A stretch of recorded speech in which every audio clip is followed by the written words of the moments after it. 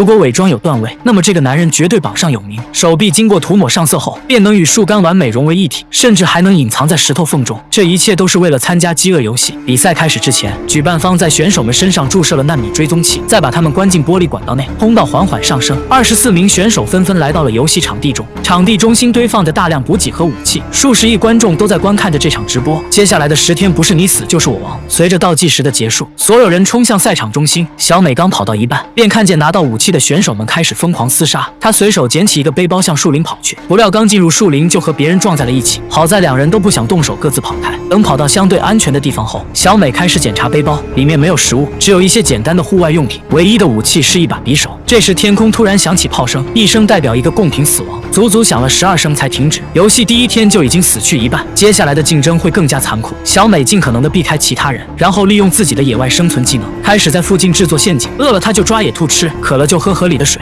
困了就把自己绑在树上休息。这里虽然是野外丛林，却到处装有伪装摄像头，选手们的一举一动都在同步直播。这时一声尖叫惊醒了小美，她发现有人开始结盟，而他们的目标正是评估分数最高的自己。红区的皮特也被他们胁迫加入。小美继续向赛场边缘跑去，但游戏设计师不会让她得逞。观众们最想看到的是互相厮杀，于是设计师在她身后放了一把火，小美只能拼了命的跑。可更恐怖的是，后面还有火球在追着她。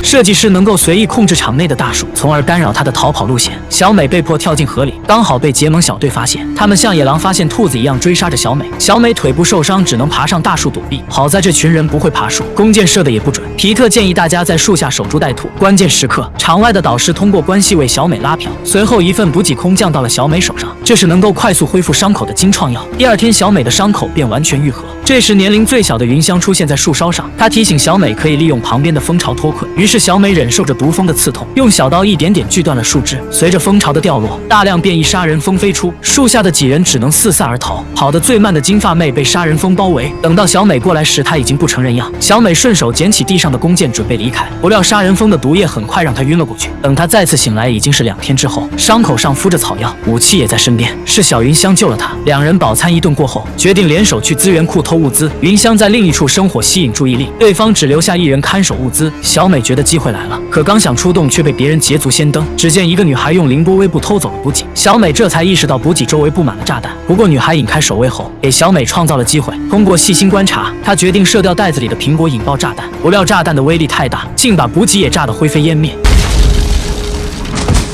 无功而返的选手们发现物资被炸毁，直接扭断了看守的脖子。所谓的暂时结盟也不过是强者的把戏。小美急忙跑回树林寻找云香，发现云香被陷阱困住，她二话不说就冲上去解救。这时迎面飞来一根长矛，小美本能躲闪，反手就给了对方一剑。可当她回头时，发现云香已被长矛击中。面对如此残酷的现实，小美也无能为力，只能安抚着云香慢慢睡去。她痛恨这泯灭人性的游戏，不断怒吼着表达自己的不满，随后又对着镜头做出了代表信仰的手势。镜头前的12区平民被他感动，他们用自己的方式表达着愤怒。为了平息这次暴乱，统治者转移了民众的注意力，他下令可以让来自同一区的贡品同时胜出。小美明白了对方的用意，她顺着河流寻找着皮特，突然一只手抓住了他的脚，原来皮特把自己伪装成了一块石头。小美为皮特处理伤口后，把他搀扶到了隐秘的山洞中，随后又轻轻吻了一下皮特。她这样做的目的是想假扮情侣博得妇人的同情。没过多久，物资果然送了过来，小美细心照顾着受伤的皮特，皮特却在此刻表白自己一直暗恋着小美，这让小美颇为尴尬，因为男友还在家里等着她。夜幕降临，天空突然传来广播声，说是在广场中心投放了大量物资。为了尽快让皮特得到救治，小美决定独自前往广场拿物资。5区的奔跑女孩依旧靠自己的优势取走了一个袋子。小美发现周围没有其他人，也很快冲了过去。然而她刚拿起补给，飞刀女突然出现，小美的额头被利器划破，她起身反击，可对方动作灵活躲了过去，两人随即扭打在一起。飞刀女逐渐占据上风，她用刀抵住了小美的脖子，还向小美炫耀着自己杀了多少个贡品。这刚好被云香同区的人听到，她冲上来就扭断了飞刀女的脖子。念在小美曾救过云香，便放了她一马。小美拿着药膏回到洞穴，他们为彼此涂抹药膏，两人的关系也逐渐升温，就连游戏背后的工作人员也被此情此景感动。第二天，两人分头寻找食物，突然一声炮响传来，小美以为皮特遭遇不测，赶紧过去寻找，发现皮特正在摘一些含有剧毒的果子。而死去的正是一直尾随的奔跑女孩。她因为偷吃了皮特的果子一命呜呼。为了让最终的决战更加精彩，设计师在树林中投放了一只猛兽。果然到了夜晚，传来小黑哥的惨叫，只是他们并不知道黑哥死于猛兽之口。两人继续向前摸索，突然猛兽冲出来扑倒了皮特，小美迅速拔剑射击，暂时击退了猛兽。两人继续逃命，设计师觉得还不过瘾，紧接着又投放了2只猛兽。两人一路跑到广场中央，爬上物资房才躲过了一劫。不料早就埋伏在此的男人袭击了他们，一番激烈的撕扯过后，男人锁住皮特挡在身前，小美拉弓瞄准，却不敢贸然射击，如果直接射死对方，皮特可能也会掉下去。关键时刻，皮特给小美打了个暗号，小美心领神会，一箭射中男人的手臂，皮特转身一推，男人便落入猛兽之口。最后赛场上只剩下他们2人。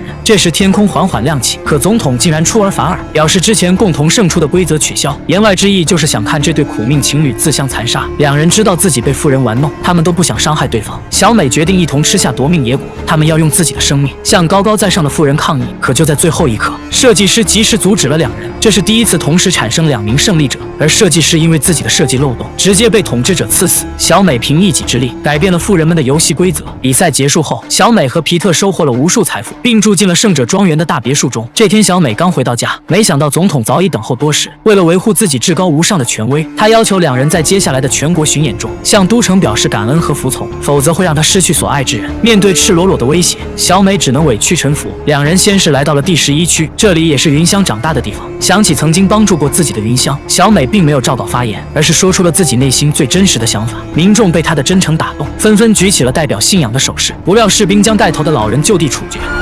为了保护无辜的民众，小美在其他区的演讲上只能照稿发言。但有些年轻人知道这不是实话，依旧高举着信仰之手，他们的下场可想而知。然而随着时间的推移，民众们反抗的情绪越来越严重，包括总统自己的孙女竟然也开始模仿起了小美的发型。When did you start wearing it like that? Everyone at school wears it like this now, Grandpa. 嘲笑鸟已经成为了一种信仰，这样下去事态会越发严重。为了让民众们乖乖听话，总统开始加大施压力度。第12区的黑市商品被士兵扫荡一空，小美青梅竹马的男友被他们抓起来严刑拷打。总统心里很想除掉小美，但又不能让这个万众瞩目的人凭空消失。这时，一位游戏设计师找到了总统，他称自己可以让小美在游戏中合理消失。饥饿游戏每隔25年就会举行一场世纪极限赛，今年的第75届饥饿游戏，也就是第3届世纪极限赛，贡品不再随机抽取年轻男女，而是从12个区的历届冠军中挑选。可悲的是，第12区只有3个冠军：小美、皮特，还有他们的导师。女性贡品铁定是小美了，而男性贡品会在皮特和导师之间选出。主持人抽到了导师，不料皮特自愿选择参赛，再一次成为贡品的2人，甚至没有和家属告别的时间。抵达都城后，服装师又给2人设计了全新的礼服。开幕式当天，最后出场的小美和皮特再次用炫酷的火焰礼服闪耀全场。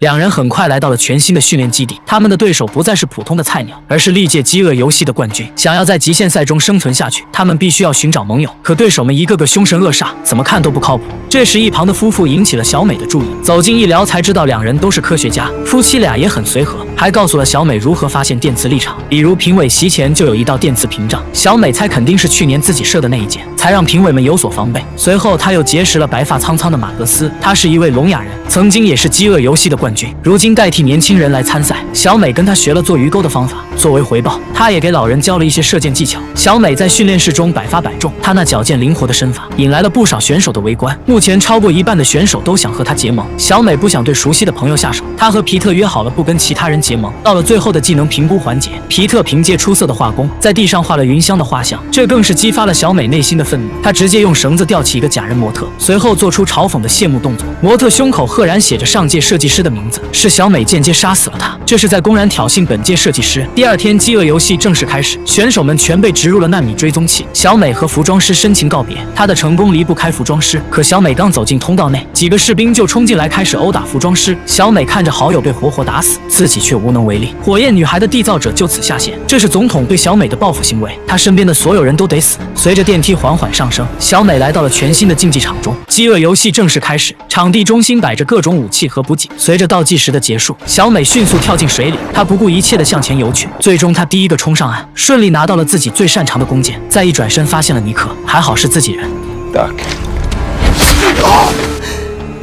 尼克曾在14岁就拿过冠军，是饥饿游戏史上最年轻的胜利者。两人很快救出了被困在水里的皮特，然后再带上马格斯一起冲进树林躲避。四人临时同盟，当务之急是找到淡水。皮特拿着砍刀在前面开路，后面的小美发现光线有些不对。原来前方有一堵电磁力场，受到电磁冲击的皮特已经没了呼吸，小美被吓得手足无措。好在尼克及时给她做心肺复苏，皮特很快醒了过来。为了找到安全的路线，小美索性爬上附近的大树。她发现天空似乎也有磁场，于是对着云层射出一箭。原来电磁力场是个穹顶，他们的位置在竞技场边缘，在这个密闭的空间中，很难按照自然规律找到水源。天色逐渐暗了下来，几人只能先找个地方休息。这时天空投射出了白天的死亡名单，仅1个下午就有8人死去，同时导师也为他们送来了补给。这可不是一个普通的水龙头，只要把它插在树干上，紧接着一股清澈的淡水从树内流出。几人好饮之后正准备休息，这时天空传来12声钟鸣，表示到了午夜12点。几人先去休息，小美留下来放哨。这时远处的大树正遭受着雷击，但她并没有放在心上。片刻过后，身后突然飘来一股浓雾，小美好奇地伸手触碰，瞬间传来撕心裂肺的疼痛，手背生出无数水泡。她赶紧叫醒大家远离毒气，然而毒气蔓延的速度很快，几人都有不同程度的灼伤。马格斯由于行动不便，不想再拖累大家，他毅然决然地走进了毒气之中。3人来不及悲伤，只能互相搀扶着继续逃命。突然脚下一空，3人连滚带爬跌下山坡，毒气离他们越来越近，几人已经没有力气再跑。关键时刻，毒气被一道无形的屏障挡住，随后慢慢散去。小美爬向身后的水坑，发现清水可以修复被腐蚀的皮肤。3人忍着剧痛治好了身上的伤，可刚想喝点水补充体力，发现四周早已围满了山魈。几人一时不敢轻举妄动，他们想要慢慢走回沙滩边上，可山魈并不想给他们活路。小美率先射出一箭，人魈大战一触即发，奈何对方数量太多，众人只能边打边退。皮特被一只山魈逼进绝路，这时从树洞里冲出来一个伪装者，挡住了山魈的致命一击。几人拖着重伤的伪装者来到水边，同时山魈也停止了攻击。伪装者本可以一直躲下去，可他为何会冒死相救呢？这让小美百思不得其解。随后树林里又跑出来3个人，是科学家夫妇和乔安娜，他们刚才经历了一场血饮，女科学家似乎受到了刺激，嘴里一直叨叨咕咕。这时远处再次出现闪电，而且和昨天的位置一模一样。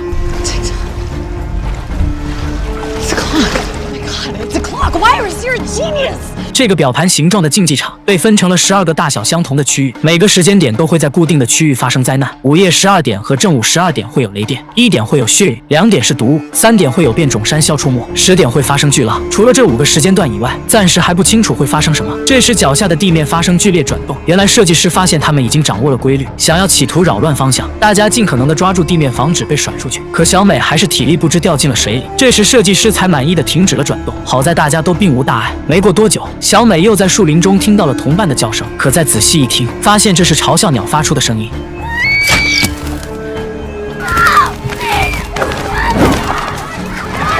无数亲人的声音回荡在周围，这让小美崩溃不已。最后在皮特的安抚下，小美逐渐平静了下来。几人再次来到岸边，博士突然想到了一个计划，他要用电线缠住那棵被雷击的大树，然后把另一头埋在沙滩旁的水里，等其他选手返回沙滩取物资时，可以将他们一举歼灭。众人很快来到了大树下，博士用他的专业技能在树上缠好线圈，随后让小美和乔安娜回去设置陷阱。两人还没走多远，便遭到了职业杀手的袭击。小美刚想拔剑反击，却被乔安娜从身后一棍子放倒，还在她的手臂上划了一刀。等小美醒来后，几人早已不见踪影，意识到自己被同盟背叛，她立刻跑回去解救皮特。这时博士却被磁场弹飞晕了过去，随后尼克也闻声赶来，可小美不再相信任何人，她举起弓箭瞄准了尼克。这时尼克的一句话点醒了小美。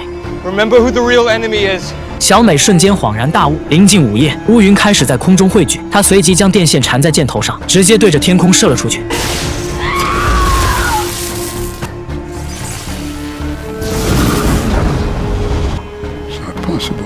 最终穹顶被强大的电压撕裂，小美瘫痪在地上动弹不得。片刻过后，一道希望的曙光照向小美，最终被收尸的飞行器抬走。当她再次醒来时，发现身边躺着昏迷的博士。小美悄悄拿起针管防身，没想到打开门之后，看到导师和尼克与游戏设计师混在一起。原来设计师来自消失的第13区，这届饥饿游戏从一开始就被他们策划好了。除了1区和2区以外，大部分参赛者都知情，没有让他和皮特知道计划，其实是在保护他们。这就是为什么伪装大神会舍命相救。落水时设计师会立刻叫停。乔安娜割伤他的手臂，也是为了帮他取出追踪器，而博士拉线的目的是想利用雷电来破坏竞技场，不料被2区的杀手打乱了计划。乔安娜和皮特也被总统抓走。随后，小美被送到了新建的第13区。盖尔告诉他，饥饿游戏结束之后，总统派飞船炸毁了第12区，只有少部分人逃了出来。他的母亲和妹妹都还活着。得知自己的家乡被毁，小美的眼神有了明显的变化。真正的革命即将开始。原来曾经被国会夷为平地的第13区，一直隐藏在地底深处。眼前这位英姿飒爽的女人，正是反抗军的首领柯因。他们向小美解释道，饥饿游戏结束后，有7个地区同时吹响了反抗的号角。正是因为小美不甘屈服的精神，让无数民众看到了希望。反抗军不计代价救小美出来，就是想让她继续作为引路人，让更多地区加入反抗阵营。然而小美并不在意这些，她现在只关心皮特的安危。为了激起小美内心的反抗精神，盖尔带她回到了家乡。眼前的场景让小美彻底崩溃，曾经的家园早已面目全非，只剩下轰炸后留下的废墟，地上被烧焦的尸体让人看了触目惊心。这一切都是因她而起。然而她的房子却安然无恙，花瓶里还放着一朵白玫瑰，说明总统来过这里，这是一个警告。与此同时，斯诺总统为了镇压民众，开始全国直播演讲。他称反抗军为叛国者，并在全国观众的注视下，将几名反抗者就地处决。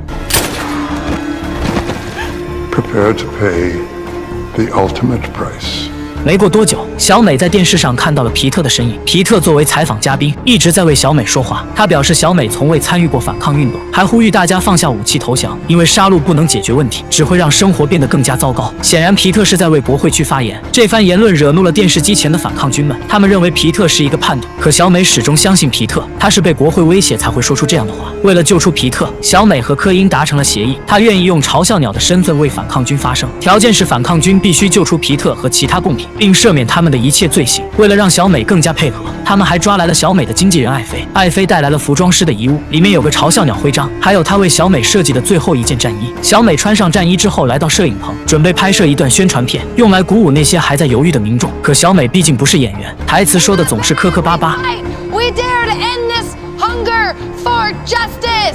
即便最后能够流利地说完台词，却没能达到预期的效果。导师建议小美前往实地拍摄，才能够说服民众。在出发之前，博士为她设计了新武器，不仅强化了反曲弓，还丰富了箭头的功能。小美带着全副武装的拍摄小队，来到了战火肆意的第8区。临时医院里躺着无数受伤的平民，看着惨不忍睹的画面，小美内心十分复杂。然而她的到来，让伤员们再次看到了希望。You're to fight with us? I am. I will.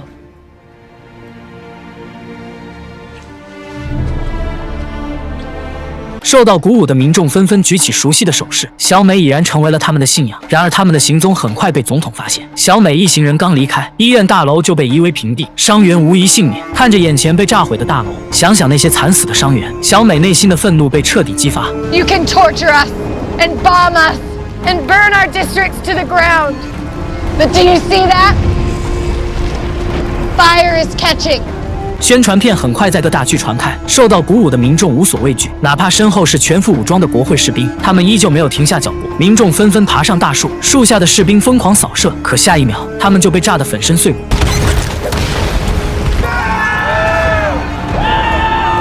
反抗军迎来了阶段性的胜利，但小美心里清楚，这一切都是建立在那些无辜死者的身上。她的内心备受煎熬。由于多地发生暴乱，国会区再次拿出皮特来做文章。他不仅嘲讽小美的宣传片，还劝她不要被反抗军利用。屏幕上的皮特看起来十分憔悴，小美知道他一定是遭受了折磨。为了继续扩大自己的影响力，小美又回到了第12区，因为这里是她和皮特的故乡。这时，一只嘲笑鸟飞到了他们身边，摄影师建议小美唱首歌，让嘲笑鸟传下去。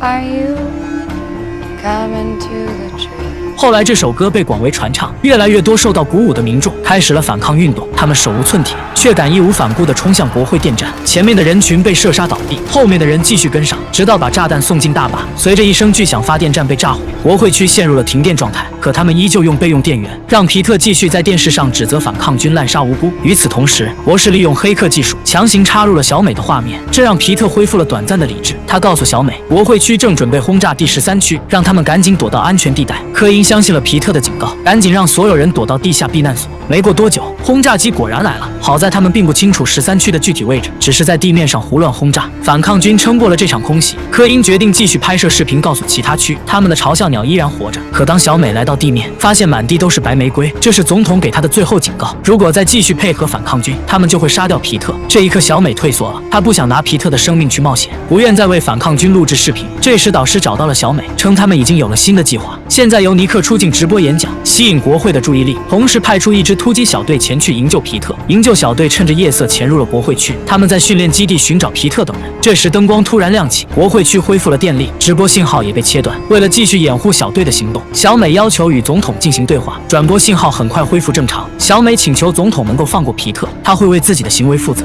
不料这个老狐狸早就发现了他们的行动。Don't you think I know your friends are in the tribute center?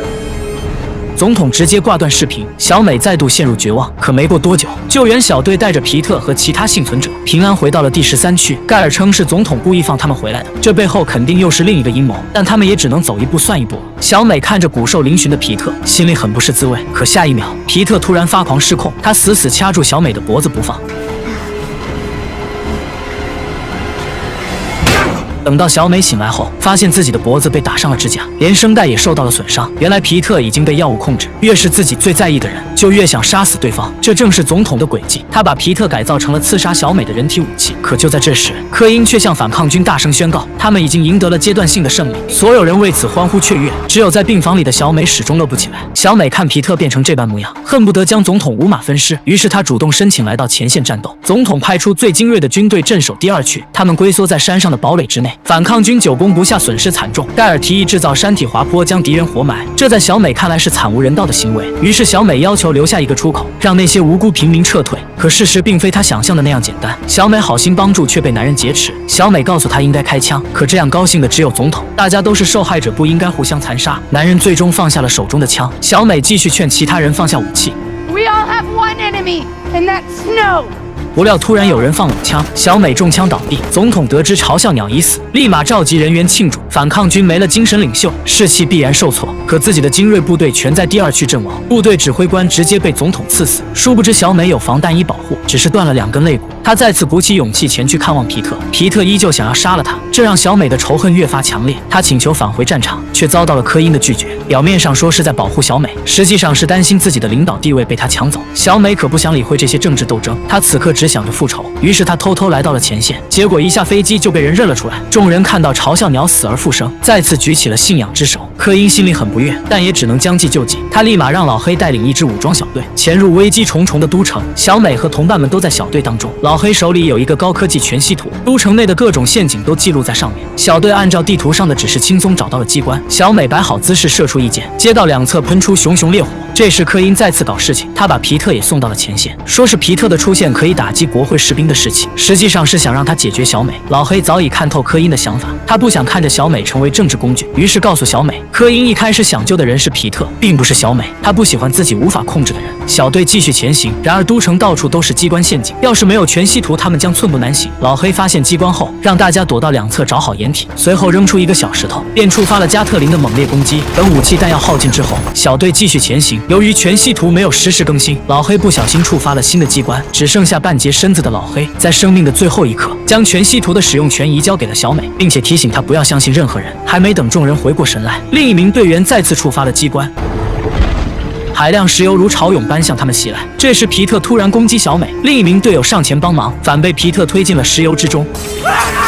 石油离他们越来越近，众人一路跑进大楼，才躲过了这场灾难。等到石油慢慢退去，他们留下2名队员等待救援，其他人继续执行任务。结果刚来到对面大楼，就发现士兵包围了过来，伤员所在的位置直接被粉碎。还好刚才的石油挡住了附近的监控，他们并未发现小队还有幸存者。随后总统向全国发出通告，表示已经消灭了嘲笑鸟小队。几人想要继续完成任务，可距离总统的老巢还有70几个街区，街上的陷阱比人还多。这时雅各建议他们走下水道，因为他曾参与过城市的建造，对下水道很熟悉。小美用全息图进行检测，没有发现机关陷阱。几人在黑暗的下水道中缓缓前行，他们很快来到了一处洞口。可就在最后一名队员通过时，这是总统释放的变异蜥蜴人，众人只能边打边退。蜥蜴人越来越多，小美几乎射完了手中的箭。好在雅各很快找到了逃生通道。尼克为了掩护小美撤退，一直战斗到了最后。可就在他爬上梯子的瞬间，直接被蜥蜴人拽了下去。小美只能忍痛扔下炸弹，结束了尼克的痛苦。剩下几人很快来到了地铁通道，不料通道内早已布满陷阱，一名队员瞬间被光束粉碎，同时身后的地面开始爆裂。关键时刻，皮特突然发作，结果连医生都治不好的皮特，直接被小美的一个吻成功唤醒。随后，在金发姐的带领下，他们来到了都城的朋友家躲避。与此同时，总统为了保护都城的市民，让他们全都来到自己的府邸避难。小美认为这是一个机会，于是她和盖尔乔装成都城市民，跟着人群向总统府走去。路上有士兵在检查市民的身份，可就在他们快被发现的时候，身后传来了剧烈的爆炸声，原来是反抗军攻进了城内。两人赶紧找掩体躲避，不料装甲车直接被炸弹掀翻，盖尔也被冲上来的士兵抓走。小美继续向总统府靠近，这时天空飞来一架飞机，并投下了大量补给。都城市民纷纷伸手去抢，不料这些补给是炸弹，无辜市民在爆炸中殒命。小美也被冲击波震晕过去。当她再次醒来，看见妹妹的救援队在不远处，她刚想上前和妹妹会合，突然一颗炸弹从天而降。当小美再次醒来时，已经是2天以后。母亲的眼神告诉小美，妹妹永远离开了他们。反抗军打赢了这场战争。小美来到总统府的后花园，见到了早已沦为阶下囚的老总统。原来对方已经身患重病，他随身佩戴的白玫瑰就是为了掩盖嘴里的血腥味。但有一件事他必须说清楚，原来最后投下的炸弹并不是他的命令。大势已去的他完全没有必要轰炸自己的市民。小美半信半疑地回到住处，她质问盖尔，斯诺总统的话是否属实。盖尔虽然没有正面回答他，但他心里已经有了答案。随后科因召集了一些重要人员，并宣布自己将担任临时总统，他将会重启饥饿游戏，让都城市民像他们一样自相残杀。大家纷纷表达了自己的看法，最关键的一票落在了小美身上。一向善良的小美竟然同意了，条件是必须由自己来处决斯诺总统。处决日当天，嘲笑鸟身着黑色战衣，他在众人的欢呼声中缓缓走向了行刑台。施惠国即将走向新的纪元，女总统沉浸在胜利的喜悦当中。小美张弓搭箭，瞄准了绑在柱子上的老总统，她的眼神逐渐变得犀利。下一秒，小美调动箭头，倒下的竟然是女总统。这一刻，她终于明白，自己的敌人不是某个总统，而是统治者带来的暴政。小美给自己准备了一颗毒药，好在关键时刻被皮特阻止。老总统被愤怒的人群撕碎，女总统的野心也落下了帷幕。最后，民众通过选举选出了大家认可的领导人。影片的最后，小美回到了第12区。当她走进房间，看见了那只妹妹养的猫，小美再也控制不住自己的情绪。这个坚强的女人第一次嚎啕大哭。几天过后，小美恢复了正常的生活。更令她没想到的是，皮特竟然也回到了这里。两人终于过上了没羞没臊的生活。3年过后，他们身边多了一对可爱的儿女。经历了很多事情后，才幡然醒悟，原来平静的生活是如此的难能可贵。